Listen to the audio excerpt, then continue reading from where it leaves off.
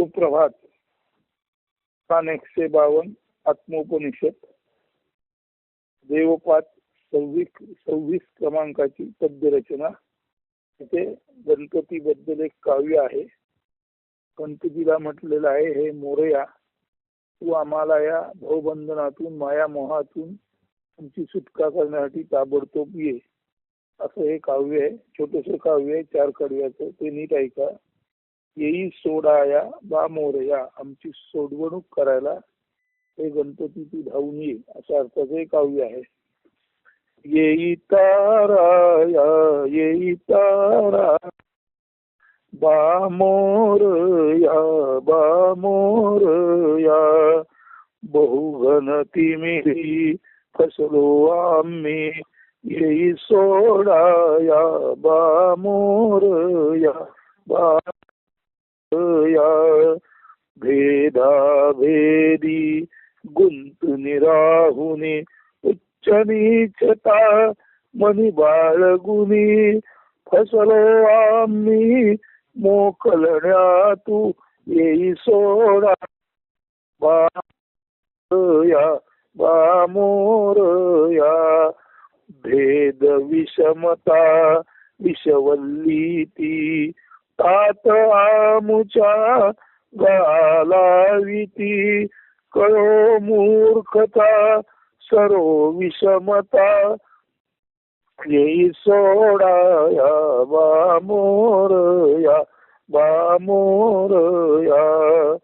समत्वाचा धागी गुंपुनी, बंधुत्वाची सुमने शोभवी, स्वातंत्र्याचा मितध्वज फडको, येई सोडाया बा मोरया बा मोरया, येई सोडाया येई तारा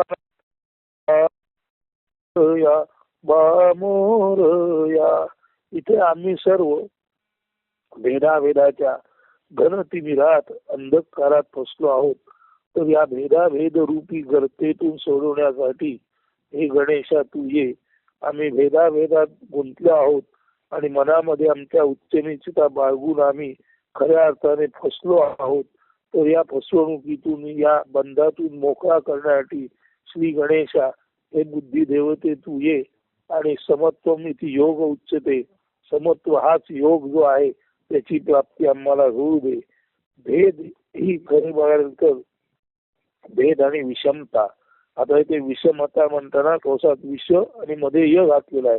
विषमता हा शब्द विषम इंटू ब्रॅकेट य आणि पुढे ता, म्हणून विषमता म्हणजेच विषमयता. भेद भेदावेत ही विषमता आहे, हे विषम वर्तन आहे.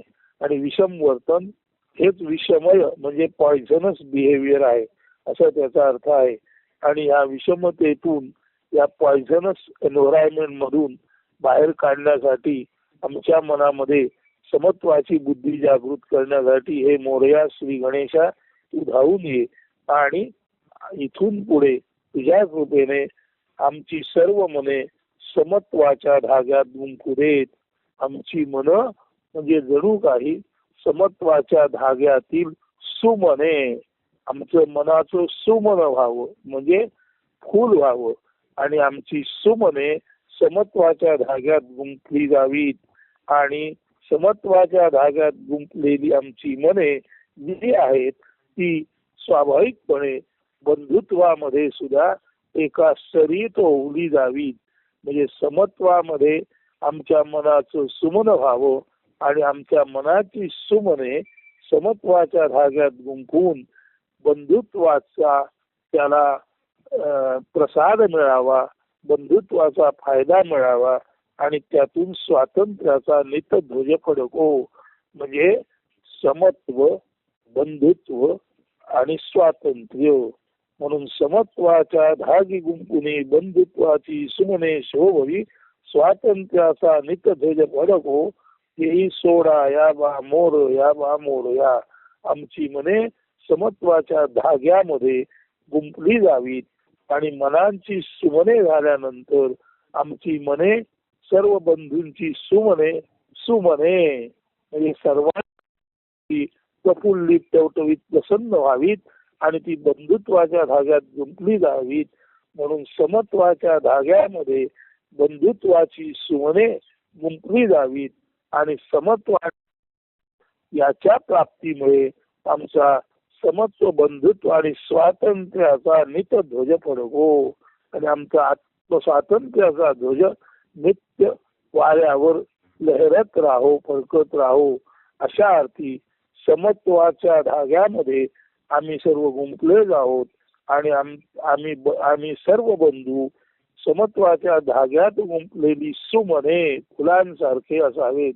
संपूर्ण माणसं ही समत्वाच्या धाग्यात गुंतलेल्या सुमनांसारखी मृदू, कोमल आणि चांगली असावीत आणि समत्वाच्या धाग्यात सर्वच बांधव म्हणून सुमनांसारखे, फुलांसारखे सुशोभित असावे आणि त्या योगे आत्मस्वातंत्र्याचा ध्वज नित्य लहरत फडकत राहू दे.